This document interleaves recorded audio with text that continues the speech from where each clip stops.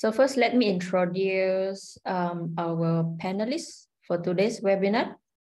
We have Mr. Mohd Azmarul A Aziz. He did her bachelor in speech sciences from UKM. Then she's currently doing his PhD in speech language pathology at the International Islamic University of Malaysia. And also she's doing Master of Cognitive Neurosciences at USM. She's been working as a speech language therapist for almost 22 years. And currently he's working as lecturer at USM, the School of Health Sciences. And he has interest in doing research, especially in area of acquired neurogenic communication and also dysphagia. He believes that if you are determined to learn, no one can stop you. So the second panelist for today's session is Dr. Nur Hana Hamzaid. She did her PhD in health science from the University of Sydney, Australia, a master in human nutrition from the University of Glasgow, and a bachelor in dietetics from the National University of Malaysia. She's currently working as a senior lecturer at the Dietetic Program and Research Center of Rehabilitation and Special Needs of the Faculty of Health Science of UKM. She's passionate in improving children's nutrition intake, specifically those from special needs group. So that's all for our speaker's introduction. Let me share the screen and then we can start off our webinar today. How do I get this one?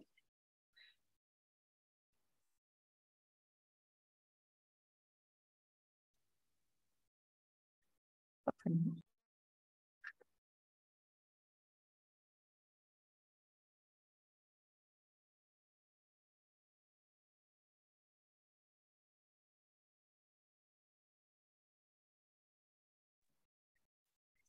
So now let me hand this over, the presentation, to Mr. Azmarul.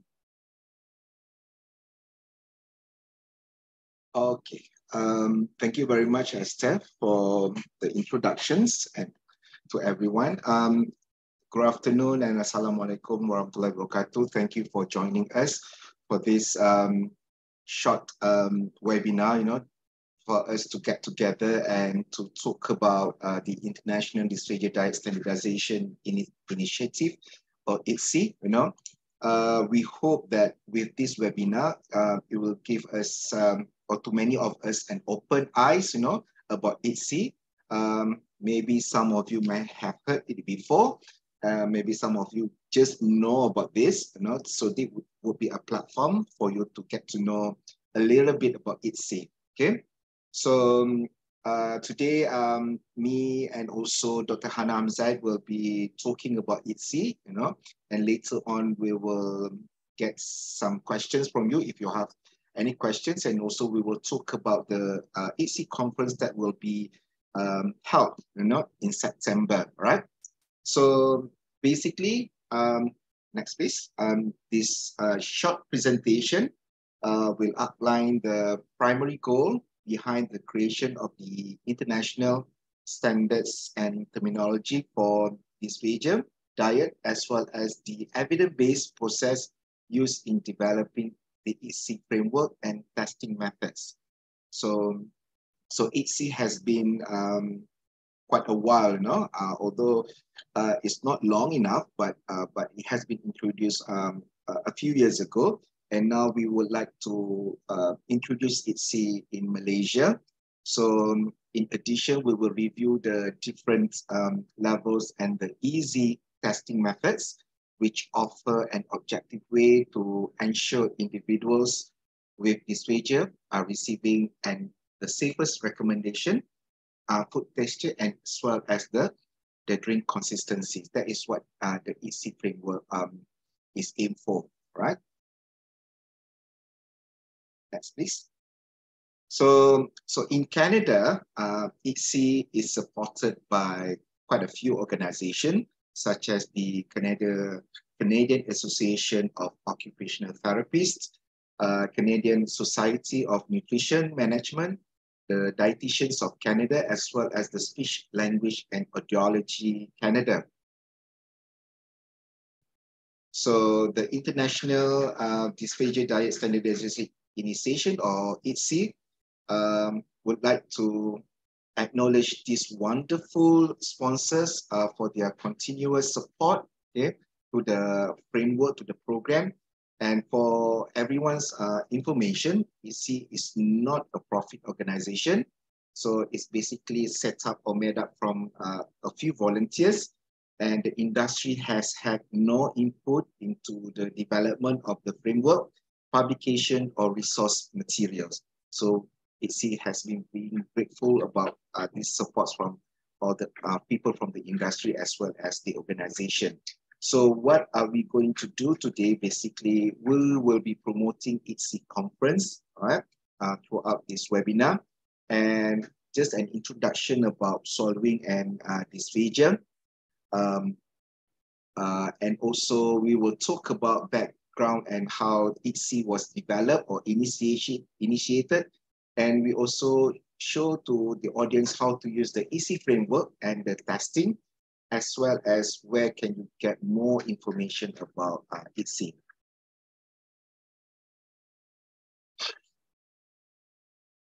Next, please.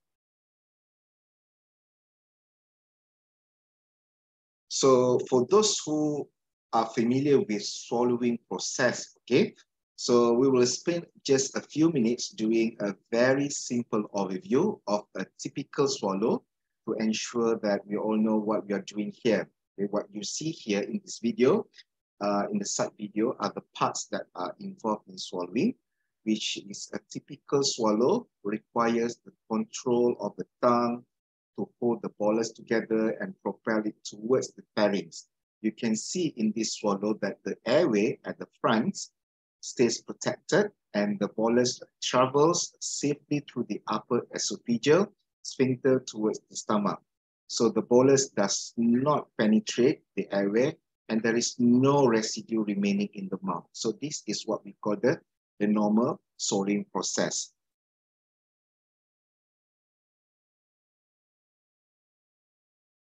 Next. So here, you can see here is the same view of a typical swallow, but it's using video fluoroscopy, which is the X-ray. For those who are unfamiliar with video fluoroscopy, it involves mixing the barium with a food or drink that is then swallowed under the X-ray so that you can see the movement of the bolus under the X-ray using the barium.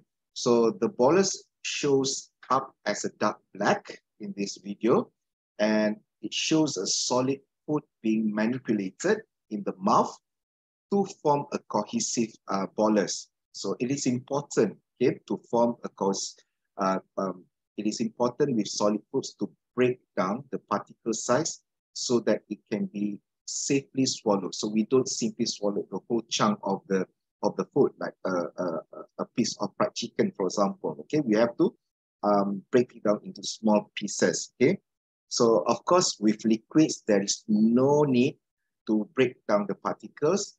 Again, when we see here that the bolus is propelled safely and in a controlled way towards the upper esophageal sphincter, avoiding the airway and not leaving residue in the oral cavity or the pharynx. So what happened is we want to avoid from the bolus or the materials going into the airway area that penetrate to the lung that can cause many complications during or after swallow. Next.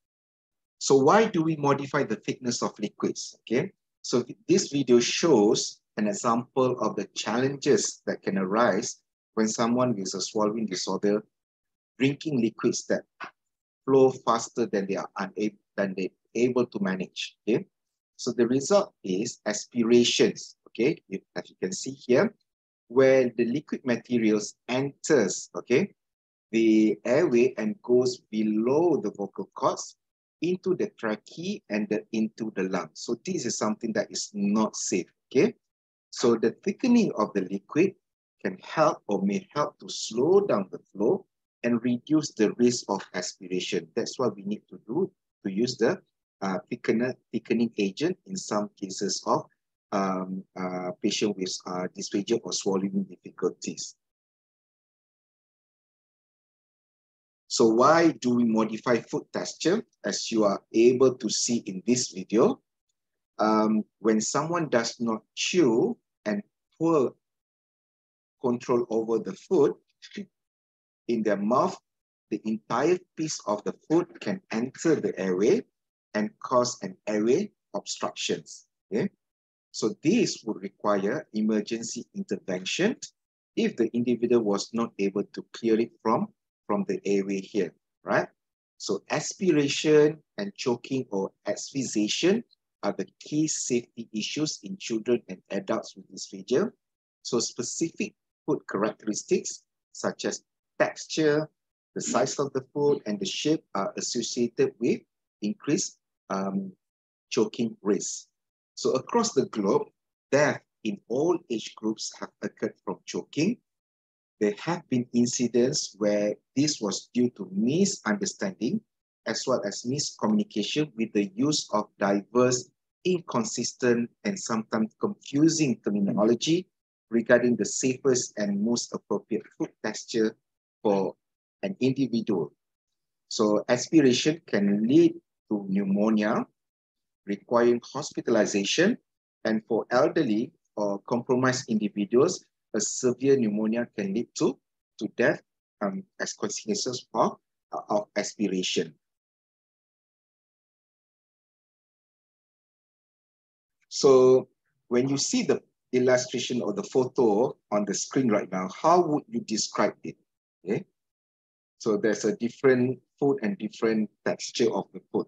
Think about, how would you tell your patients, okay, your family members or your healthcare team, right, or food services staff, okay, the kitchen staff on how to prepare this and that is in the correct texture, because this is the most challenging part in managing patient with dysphagia, where to prepare the right texture food that is safe for the patient to be able to consume, okay? And the same thing on how we describe the thickened liquids, okay? How do we ensure that they are the correct thickness and can easily be checked by those who prepare and use them, right? So for example, there are different thickness of liquids, okay, that is safe for the patient to consume. So that is the most important that we need to know from this presentation, as well as from the EC framework later that you will be introduced, okay? So this is the primary objective of the IDDSI, okay, or the International Dysphagia Diet Standardization Initiative, where the IDDSI is trying to improve on how we understand the thickness and also the modification of the diet and also the liquid, so that we will be able to manage the patient better, okay?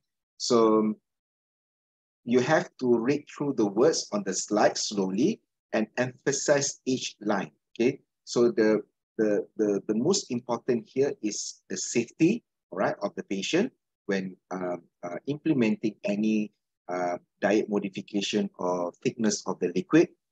And also you need to be familiarized with common terminology for, all right, when you're using the IDDSI, and also the all ages, okay? That means you have to deal with dysphagia in all ages, regardless whether it's children or adults. And how do you implement that in all care settings, as well as how do you implement this IDDSI in all cultures? Maybe there are some cultures that differ from one other culture, right? So that's why the IDDSI International is trying to embark this project globally to see there is any differences in one culture to another culture, especially in Malaysia. So if you look at on the screen right now, these are the people, okay, in the IDDSI board of directors, recognizing the terminology and the descriptor used for dysphagia diets internationally was so diverse, okay, inconsistent, and also presenting a safety concern. That's why they need an international team of multi-professionals from diverse practice specialties came together to develop an international standard of IDDSI. Okay, so if you see here, here they are, the members of the board of that consists of dietitians, okay, speech language pathologists, physiotherapists, and occupational therapists, okay, physicians, the nurses, okay, the food scientists, mechanical engineer with a research specialty in rheology, okay. They also span across the whole age spectrum of practice, supporting newborns to the elderly in multiple care settings, to the elderly, like hospitals, okay, or people or patient in the long-term care, or people or patient in the community or home care, rehabilitation, clinics, and also research. So by bringing all these people together, the diversity of knowledge and experience, the IDDSI framework was developed in the following way. So where you can find the link in the next slides, okay? And starting from the top and also ongoing is the clockwise, where this is Jane Duvaistin, okay, from Canada. So she is an occupational and also physiotherapist, as well as lecturer with extensive experience in pediatric dysphagia and care for individuals with developmental disabilities. Then you have next to her is Jean van der Wegen from Belgium, right? So he is an ENT physician and surgeon specializing in dysphagia, lecturer, researcher, and also chair of the Belgian Society of Swallowing Disorder. Then you have Louis Requiem from USA. He is a speech language pathologist and researcher and also university lecturer in New York. And he also the past chair of the American Board of Swallowing and Swallowing Disorders in Jianshan, China. So this is Jianshan from China. He is a food scientist as well as lecturer and also the past chairman of the International Food Oral Processing Scientist Society. And next to him is Roberto Dantes, okay, from Brazil. He's a physician and also a lecturer with extensive dysphagia involvement in South America. And as well as other people, and especially Mr. Peter Lam from Canada and also Julie from Australia, who has done who has been involved in IDDSI board of director very actively. Next.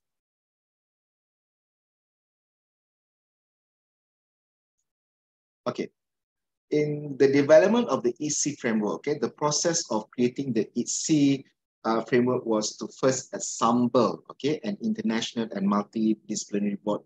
So the IDDSI is reviewed, okay, including the National Dysphagia Diet Guidelines, which was developed in the North America, and other national published standards from around the world, like British, Australian, Irish, and Japanese. So then these people then reviewed existing standards and carry out a systematic review of the evidence for physiological responses to texture modified foods and also the thickened liquids. So the IDDSI basically circulated a draft framework for consultation and received over 3,000 responses from 53 different countries. Okay? And the final framework was then published in a paper in the Journal of Dysphagia, which is available free open access under the resources section when you go into the IDDSI website, as well as the IDDSI systematic review and other publications. Okay? So all of this information collected from the global surveys and systematic review is what helped to create the initial IDDSI framework.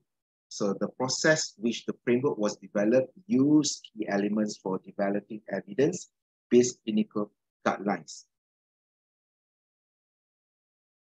By reviewing of persistent national standards, including the National Dysphagia Diet Guidelines, and also result from a systematic review of evidence looking at the physiological response to the texture modified food and also the thickened liquids. Next. So here is an example of article that you can access through the IDDSI website. Okay, when you go to the IDDSI website, in the resource section under the publication tab. So this article is about the need for international terminology and definition for texture modified foods and thickened liquids used in dysphagia management. Okay, so you may find this in the Journal of Current Physical Medicine and Rehabilitation Reports, and you can read through about how the IDDSI was introduced and also the importance to have similar terminologies when we are working with people with dysphagia who requires diet modification and also thickened liquids. So in the systematic review paper, okay, that it shows that there is evidence that thickening helps those who aspirate thin liquids, okay? And there is also evidence that there is such a thing as too thick, where residue begins to accumulate. However, there is no specific evidence to point to particular rheological values that define the boundaries of effective thickening, either just thick enough or too thick. Okay, so all of this information collected from the global surveys and the systematic review that published is what helped the people who started the IDDSI to create the initial IDDSI framework.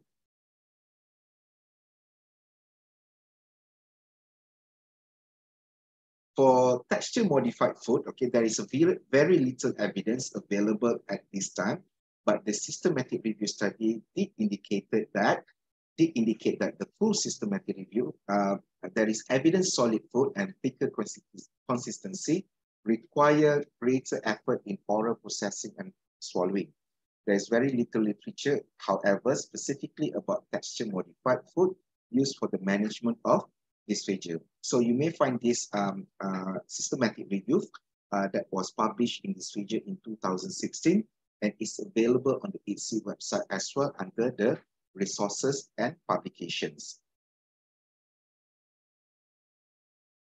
So here is the open access publication for the systematic review. It is also accessible through the IDDSI website, right, in the resources section under the publication. Since it was published, it has been accessed by 37,000 times and has been cited in 148 publications. So that means that this particular article or research outcome is very influenced for those who studied about this region. And the last one is about the development of the IDDSI terminology and definition. Is also documented in this publication. Okay, you may find this also in the website. And the IDDSI has endeavored to be inclusive, engaging, and transparent in everything they do. Right? So that's why they put every information in the website in terms of new findings, publications, and all that. So this is why they have elected to have all publications open access, so that anyone can see the process used in the development of the IDDSI. So this is a serious project that has been going on to look at into this matter. All right, for the next following presentation, I pass on to Dr. Hana Hamzaid. Back to Thank you. Hana. Yep. Thank you, Azmarul. Thank you so much. And thank you, Esther, for the kind introduction at the beginning of the presentation. All right, hello, everyone. I will share with you a little bit on the IDDSI framework and probably go through some of the flow tests, the testing method that are being emphasized on IDDSI. And later on, Azmarul and also myself will share some of the IDDSI framework that has been used in the Malaysian settings, both in the clinical and also home settings. All right, so back to our presentation. So if you can see here, the initial IDDSI framework was published in 2015, and IDDSI's goal was to develop a cultural culturally sensitive, age-span relevant framework for classifying texture-modified foods and thickened drinks.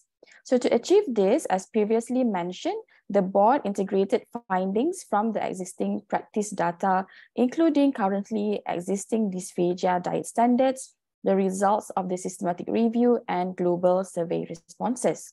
So the draft framework was shared with the global community, and the feedback from this survey was used to inform the final IDDSI framework, which was published in September 2015.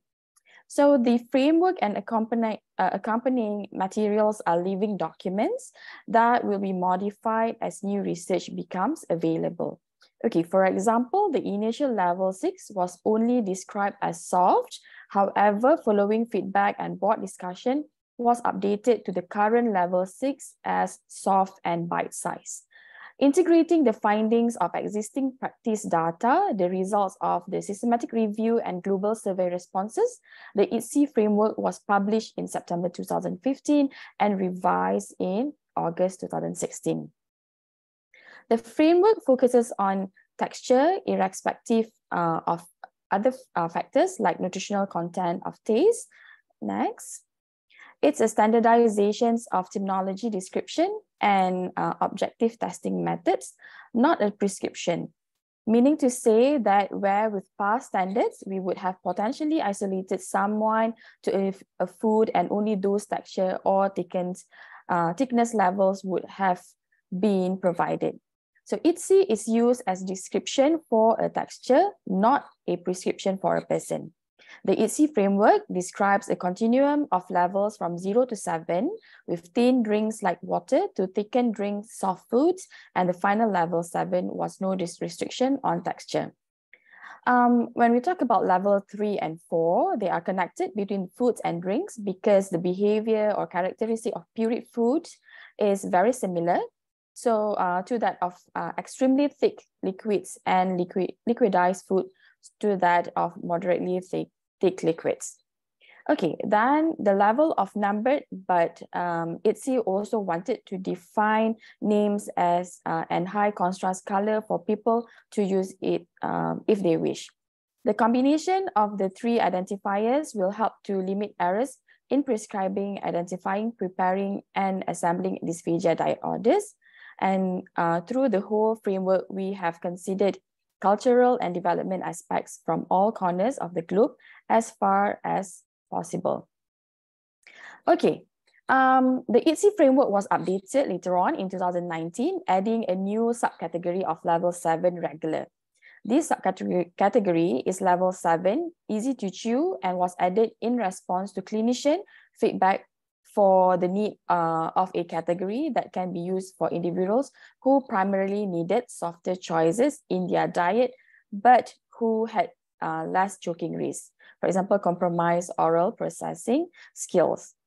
Okay, next, the IDDSI framework was developed to meet the needs of individuals with swallowing difficulties in all cultures, all settings, and all ages. Babies and children have different needs from adults due to their developing eating skills and their smaller size. There are specific levels and criteria designed to meet the needs of pediatric population too. All right, when we see level 1, slightly thick may be used for infants with swallowing difficulties, as it will more easily flow through a nipple than thicker level 2 or 3, thereby reducing sucking effort and fatigue. When we look at level 5, it's actually mince and moist, and level 6, soft and bite size, specify different particle sizes for children reflecting their smaller size and developing chewing skills. On top of that, transitional foods are used with babies and children as early foods to help develop chewing skills with less risk for choking, as they tend to dissolve more quickly in the mouth. So basically, the IDDSI framework covers both adults and also children. Okay, next. Because children grow and develop at different rates, consultations and clinical judgment should be used to guide decision-making for when to transition from pediatric to adult sizing. With very young children, depending on the risk, you can look also at the width of their pinky, fingernails to guide sizing of particles, because these are anatomical size of their airway or trachea. Okay, next. Where the previous NDD were mostly subjective, IDDSI now provides more objective descriptions and measurement techniques. Because everyone has their own ideas about the meaning of descriptors of thick and soft, the IDDSI framework includes standardized measurements for each level. For example, IDDSI has defined the maximum particle size in some levels and liquid thickness in others. Simple, inexpensive, and reliable testing methods were chosen so that they can be used by everyone, recognizing that expensive instruments such as iometers, consistometers, texture analyzers, typically used in research and development or industry, are not easy accessible.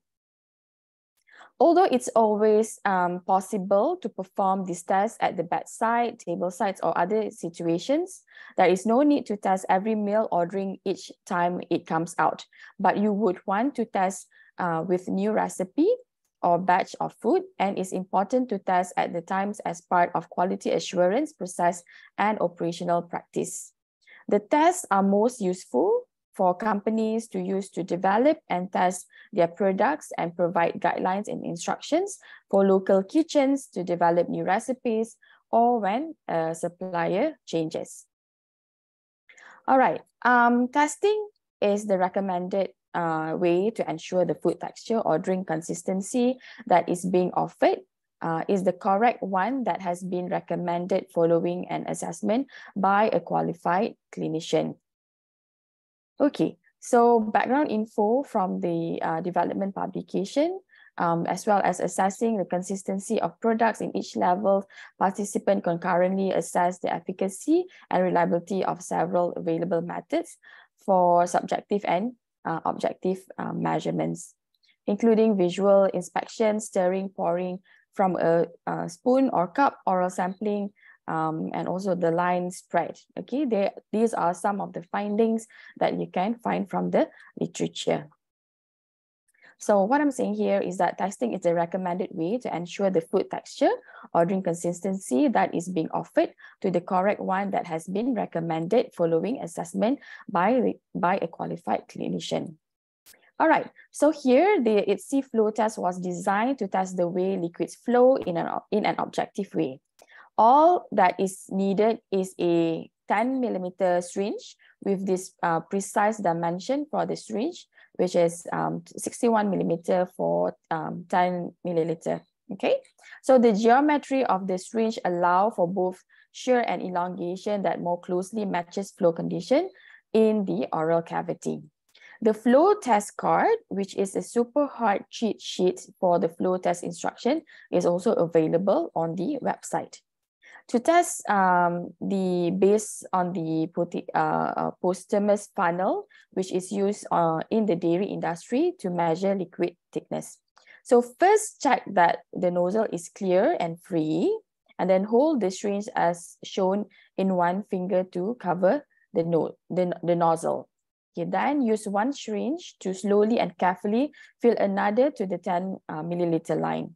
Use a stopwatch or wall clock and let the liquid flow for 10 seconds and then stop the flow at 10 seconds and check what amount of liquid, if any, left in the syringe. This will determine the IDDSI level for fluid. Okay, next. There's a video here. This is actually a demonstration of the IDDSI flow test. So make sure you also have a timer handy, either on phone or a stopwatch.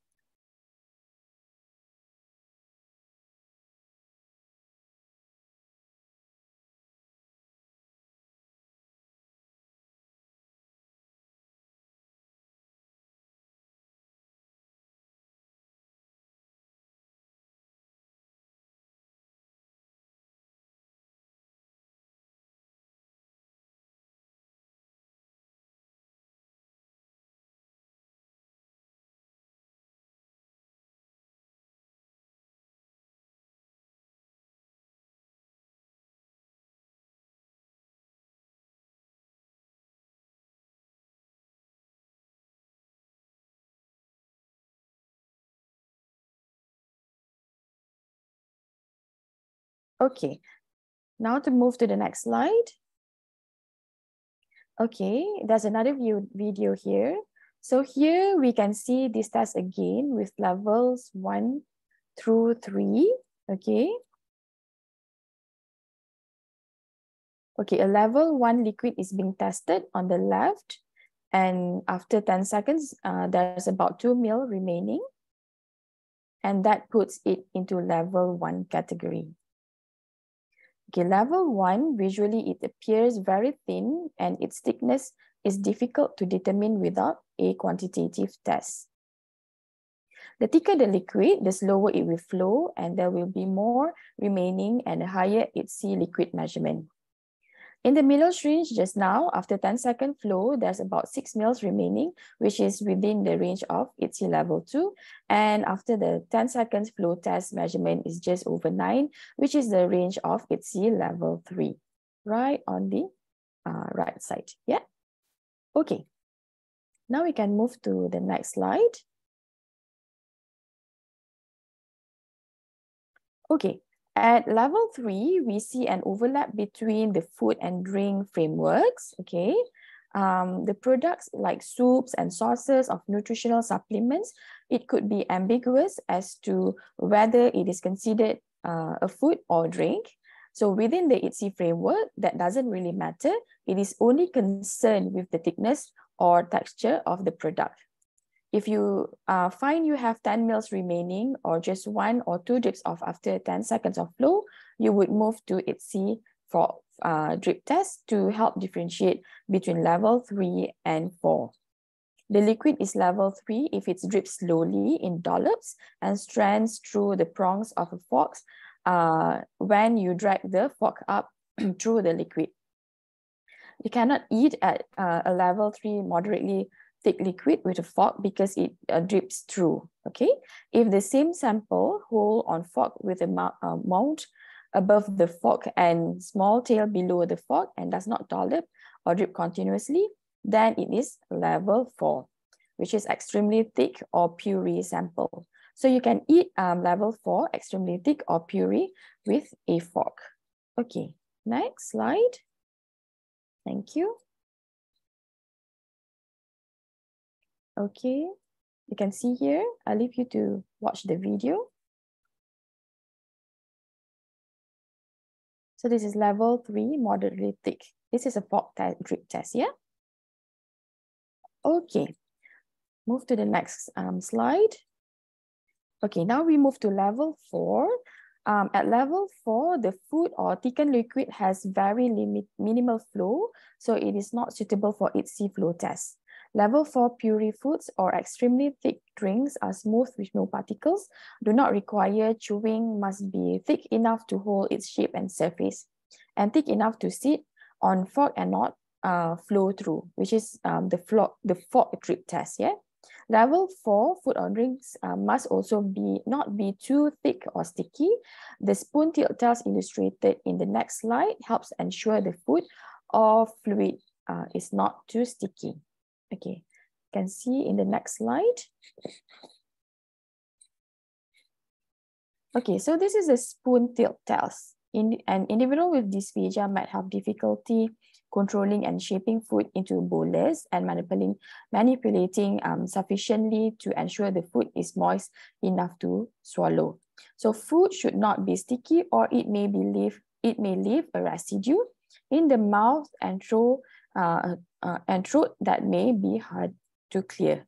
The spoon tilt test gives us an objective way to determine if the food is too sticky or not cohesive enough to hold together. A spoonful of food should be able to slide off easily when spoon is tilted and given a gentle flick. The spoon tilt test is used for level 4 and level 5. Okay, so here is the 2 examples of the samples being tested with the spoon tilt test. Okay, for safety, the bolus should be cohesive enough to hold its shape but not sticky. A sticky bolus can adhere to the roof of the mouth or teeth and can cause choking risk. Okay, next. Okay, Yep, okay. So this is level 4, which is extremely thick. Okay, it's a spoon tilt test of a mashed potato. So you can notice here that the stickiness of the third spoonful, there's a need to flick the spoon with more vigor. So this is level 4, extremely thick. All right, now we can move to level 5. We see level 5 here. Okay, food will have small soft particles as well as being moist and cohesive. The size of particles should be no larger than 4 times 4 times 15 millimeter for adults and 2 times 2 times 2 millimeter for children. So there's a difference here between adults and children for the particle size. Yeah. So particle sizes specified have been found in research which measured the size of particle in a chewed bolus when ready to be swallowed. So before you reach for your ruler to measure food particles, we found that the gaps between most table forks is actually quite consistent, approximately for 4 millimeter size. Okay, next. All right, next we move to the video of level 5. So, okay, IDDSI wanted testing method that would be applicable for all settings and cultures in parts of the world of cultures that don't use forks and spoons regularly. Chopsticks or fingers can also be used for this test as well. All right. Okay, so now we move to okay, that is the chopstick test, yeah? Okay, now we move to the chopstick test.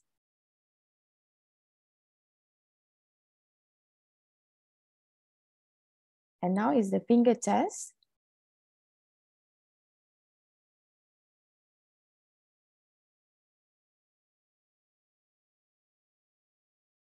All right. Okay. So now we move to the fork drip test and spoon tip test for mince and moist. So it is important that all specified tests must be used to check the foods. So soft particles, squashable with a fork, particle size that is no larger than the specified millimeter, depending whether a child or adults, and to check moisture level. So use the fork drip test to ensure it is not too thin or liquid, and the spoon tip test to ensure the food is cohesive but not too sticky. All right, next, at level 6, okay, the two key features are soft and bite size. So the bite size is defined as no larger than 15 times 15 times 15 millimeter for adults and 8 times 8 times 8 millimeter for children. The aim is to minimize choking risk because below that size, the food should pass through the tracheal opening rather than getting stuck. So soft is a very subjective term. So we've defined it as being able to be crushed or broken down by the tongue pressure. So the fork pressure test is used to determine soft.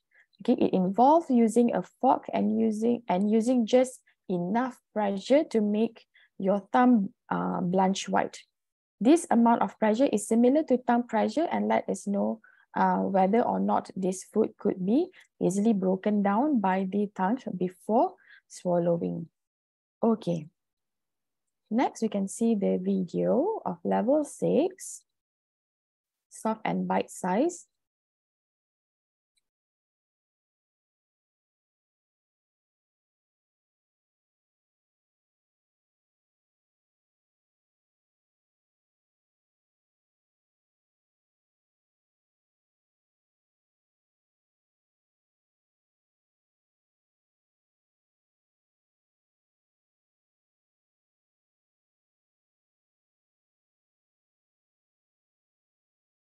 So this is a chopstick test.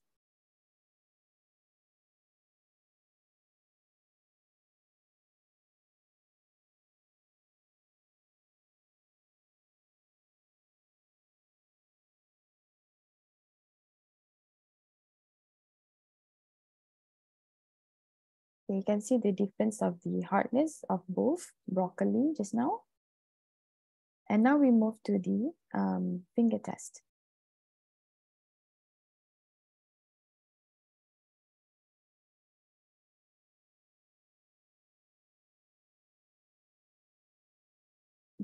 So you can see the similarity between the tests here.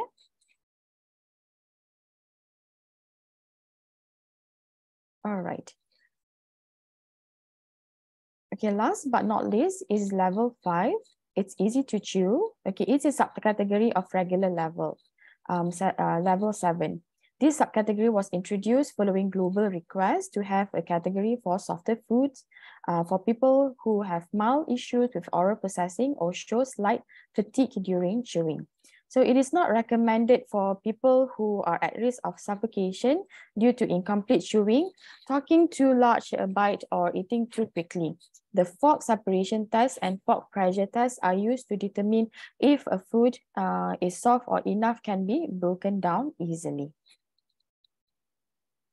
All right, next. So level 7 regular would include any foods with no restrictions. And for children, it will be regular foods that are appropriate for their development. Okay, last slide from me. Okay, here are some examples of transitional foods. These are particularly used in pediatric population and with individuals with developmental delay, although there are potentially other patients populations who might benefit. For example, baby Mamam's puffs, water, potato chips that dissolve easily. All right, thank you. Back to you, Azmarul. Thank you, Hana. I think it's a bit overwhelmed, right, for everyone to look at the videos and to look at the different levels of IDDSI.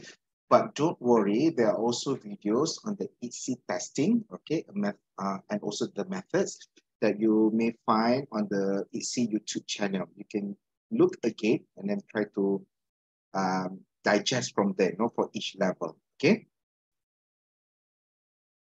As well as in the IDDSI website, okay, if you can access to the IDDSI website, which is you can see from the screen, you may find this is the best source for the most updated information, resources, and ideas for implementing IDDSI in your setting. Okay, all the resources can be found on the resources tab. Okay, if you look at the tab here, right, and all IDDSI resources are free to download and use. Okay, so don't worry about you have to pay or anything. So please visit and explore the IDDSI website to see what is available. Okay, when using the IDDSI resources in the part or whole, please remember to use the Creative Commons citations to acknowledge the source and cite the necessary sources. Okay, so as part of the article, all right. This information is also available on the website, on how to cite and all that.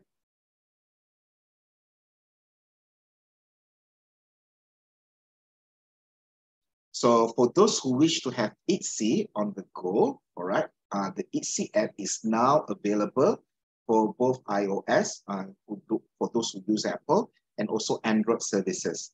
So you just have to visit the iOS App Store or Google Play Store to download the free IDDSI app, and the descriptors and videos are all available within the app. And the best part is that you don't even need Wi-Fi or data to use it.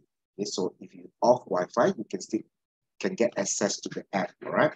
So this means that you can use it to talk about IDDSI wherever you are, even you are in the middle of nowhere, right? So don't worry about that. So it's very easily accessible for everyone. So please stay in touch with the IDDSI through the website, where you can find about upcoming webinars, new resources, okay? Any new implementation of ideas from others or from people who are doing research in IDDSI, and also much more, any information that you can find from the IDDSI website. So the next video, basically, we would like to show you how the IDDSI can be implemented in the clinical settings. So this video has been prepared by the speech pathologist in Hospital University Science Malaysia, right?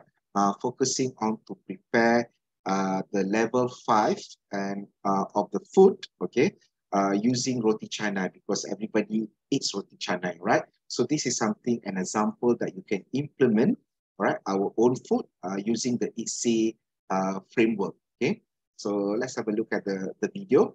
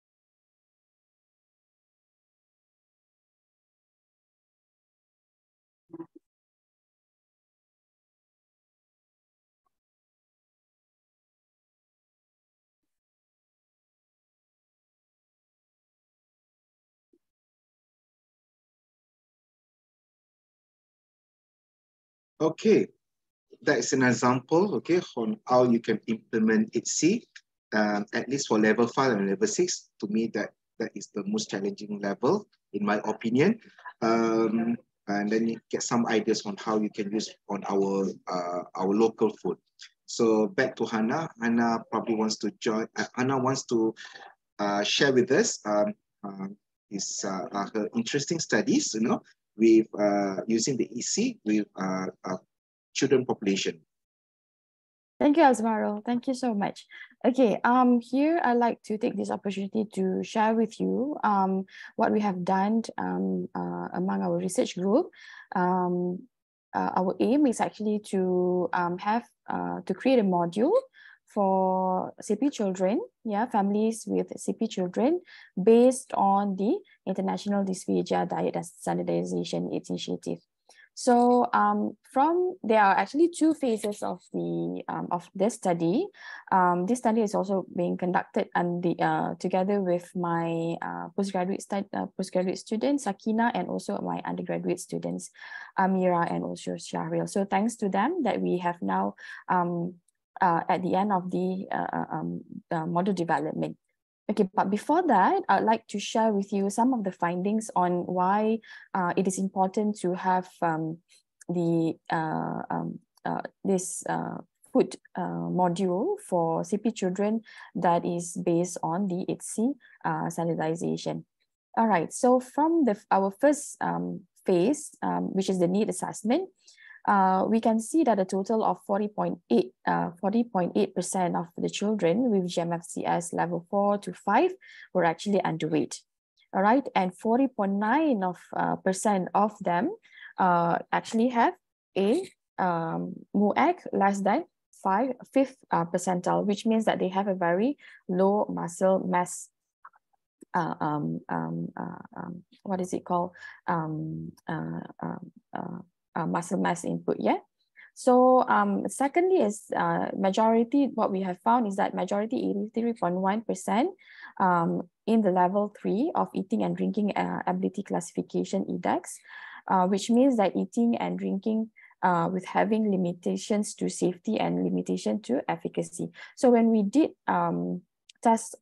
look at the IDDEX score, they are at level 3, which means that these children with CP at this level, level 4 and 5 or GMFCS, have eating and drinking limitations that also might be related to safety. Okay, next. Next, I would like to share some of the snippets of our module. So we have it in Malay language because from our studies, we can see that majority of our subjects prefer it to be in Malay language. All right, so here are some of the snippets from our module. So we covered level 3, 4, and 5, but I'll share with you level 4 and 5. Level 4 until level 7, but I'll share with you level 4 and 5. So we have here chicken chop, where we modified based on the IDDSI level 4. So on the middle section or the middle picture here, we can see there are ingredients that are being used, and also the actual texture of chicken chop. And then right on the right side, it's actually what it looks like after it has been modified according to IDDSI level 4. So we've tried to have quite a similar view, or probably look, based on the actual food food texture, before it is being modified. So we also emphasize here that they need to go through the test level. All right, next. So we know that on top of the regular food, for example, as what Azmarul have shared, the roti canai, we also know that bihun Singapura or bihun noodle are also very popular among Malaysians. So we have here how to prepare bihun Singapura using IDDSI level 5. So here are the one of the page that we emphasize on the testing that they need to check when they are preparing food based on level 5. Okay, probably before I end, there's one video that we have developed that we also include in this module.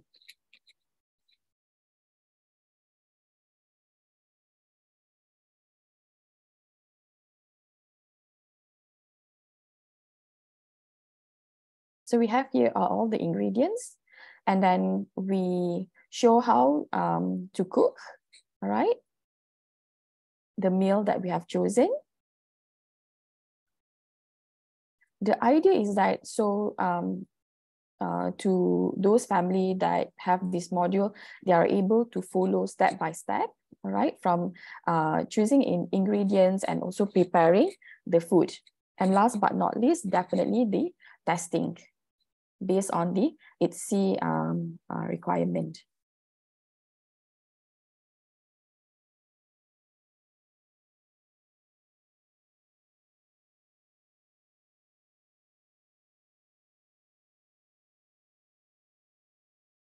All the videos that we have in our modules are around 2 to 5 minutes, so it's not that long. All right, we try to minimize the length, but still include all the important points for the families to be able to follow our guideline. So this is how it looks as before it has been modified. So again, this is level 5.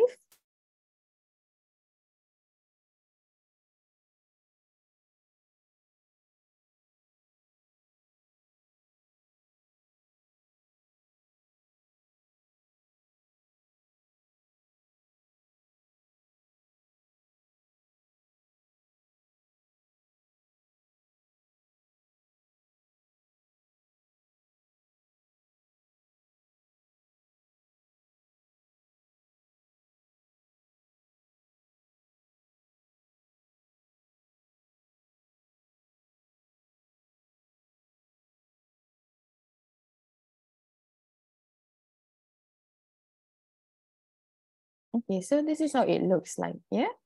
So more or less we can get the similar portion before and after the modified texture process. So this is the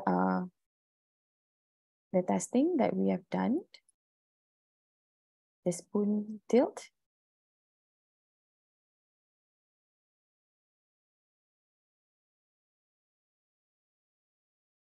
Okay, yeah. All right. So that's all from me. Thank you. I think I'll pass this back to Esther, yeah, Azmarul? Yes. Okay, thank you, everyone. We'll see you at the conference. Thank you, Mr. Azmarul and Hana, for the presentation. So anyone has any question regarding the presentation, or you want to ask something about the conference?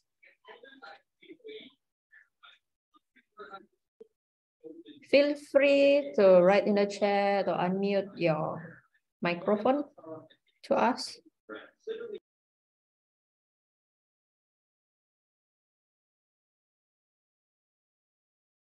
So as promised, all the attendees for this webinar can have the webinar special promo code to register for the upcoming Asia IDDSI conference that is happening on the 15th of September in Sheraton Imperial Hotel, Kuala Lumpur.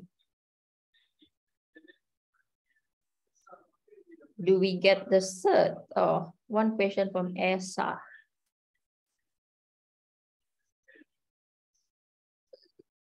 So I guess you're asking, do the attendees will get cert for this webinar. Yes, but it will be sent directly to your personal email.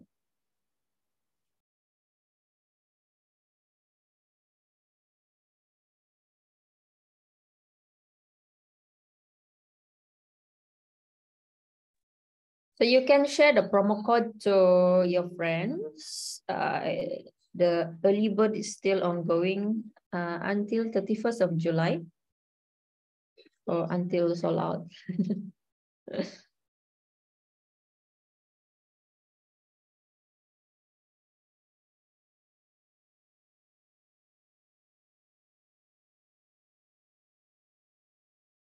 So I guess we will have another 1 minute before we end this webinar.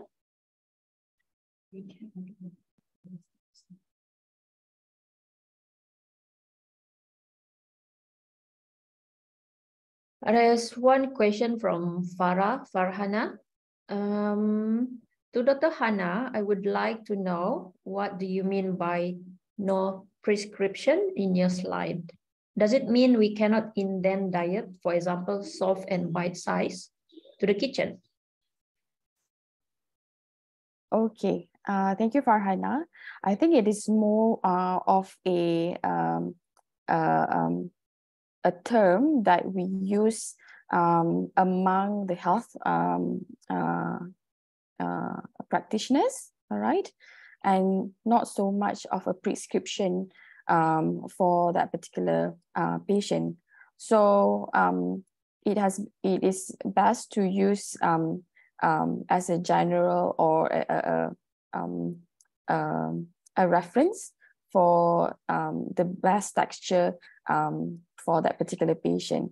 Yeah, if the kitchen are all aware of that, if the whole system of the hospital are using IDDSI, I think it's by all means, I think it can be used as a common terms for texture modifications diet. I hope I answer your question.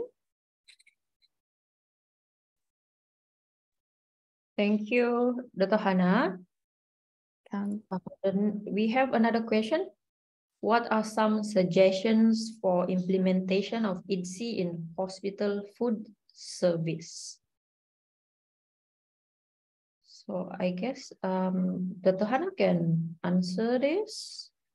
Okay, thank you. Can you read again the question, because I couldn't see it in the chat box? Sorry. What are some suggestions for implementation of IDDSI in hospital food service? Okay, all right. Thank you for the question. Definitely to get them aware of IDDSI and make them the food service department confident enough to use the test being highlighted as part of the IDDSI framework. All right. So if they're all aware of how to use IDDSI, I think it is, yeah, it's a way of promoting or using IDDSI. Actually the main objective here is to give a safe method or a safe way. It is actually a safe way for us to provide meals to patients with dysphagia or swallowing difficulties. So to get everyone on board on understanding IDDSI, then it is definitely be useful and helpful, not just for the healthcare practitioners, but also families and individuals with dysphagia problem that might be beneficial from this IDDSI framework. Yeah. Yeah, if I were to, can I add something extra? Yeah. Yes, please. Go ahead, Azmarul. Yeah, if I were to answer the questions, in the hospital setting, I think what Dr. Hana was mentioned, it's important for everyone in that settings to understand what EC is all about, okay? Especially when you have the dysphagia team, okay, that involve multi-professionals, okay? The speech, the dietitians, the food service, even the nurses, and also the doctors, everyone is aware about EC. So when asking questions about the prescription and all that, when we are using the word level 1 or level 2 or level 3, so everyone is in the same lingo and the same understanding, So for the speech therapy said it is safe for level 6, for example, and then when the dietitian or the catering officer receive the prescription, they know that, oh, we have to prepare the food of level 6 or level 5, for example. So this is something is very applicable, because I remember when I was in hospital rehab Cheras, when we did the dysphagia project, years ago, but that time, of course, EC was just introduced, and we used the National Dysphagia Diet Guidelines, so we involve every parties, in the hospital that dealing with dysphagia people, and do a lot of awareness and educations, on how to prepare the food, So, and then towards the end, everybody understand when they need to prepare that special texture or modification and all that, they understood already on how to prepare it, So that is the most important, when especially at hospital settings.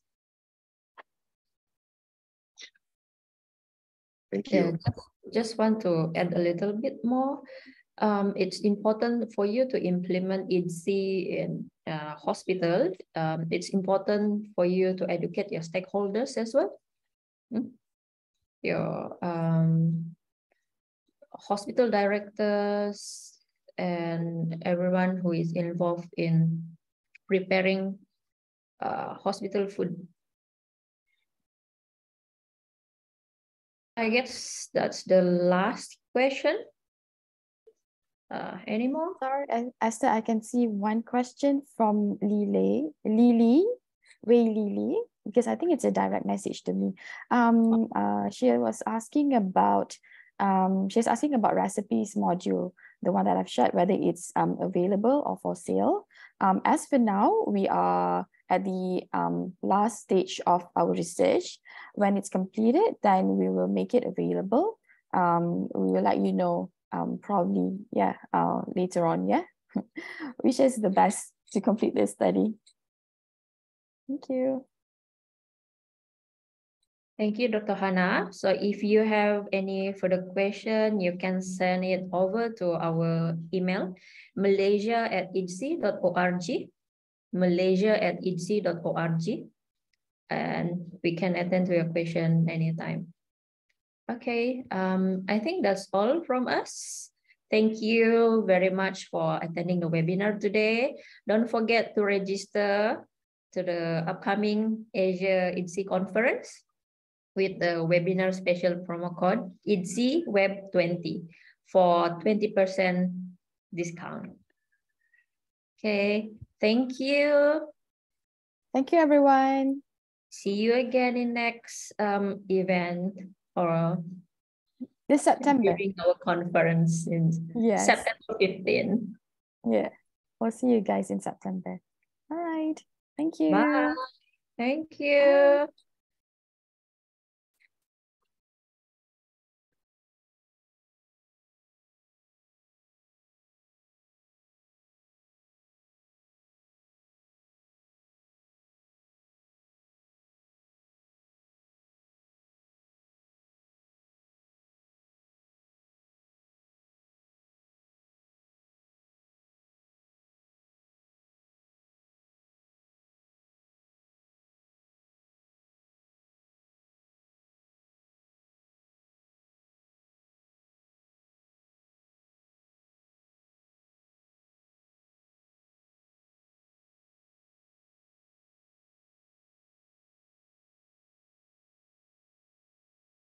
We can leave also, Esther?